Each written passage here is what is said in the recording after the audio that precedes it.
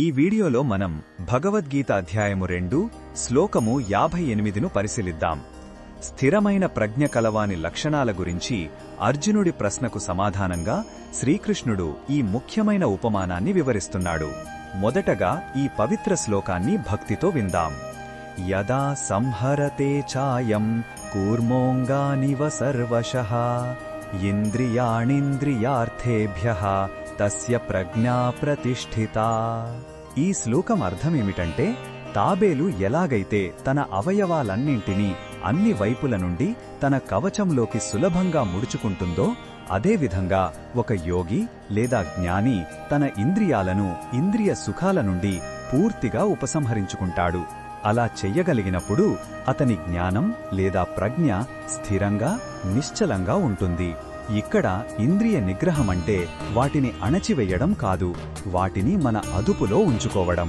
ఈ శ్లోకంలో ఉన్న భావం మనకు ఏమి చెప్తుందంటే, నిజమైన రక్షణ మరియు శాంతి మనలోనే ఉన్నాయి. తాబేలు తనను తాను రక్షించుకోవడానికి బయట దేనిపైనా ఆధారపడదు, తన సొంత కవచంలోకి వెళ్ళిపోతుంది.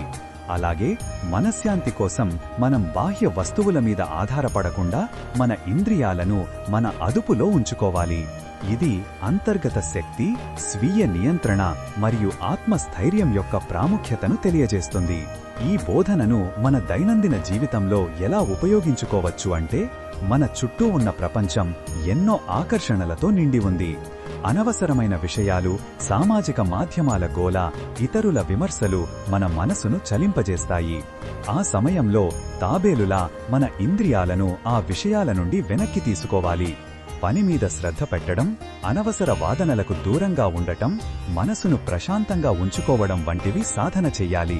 ఇది మన ఏకాగ్రతను పెంచి ఒత్తిడిని తగ్గిస్తుంది.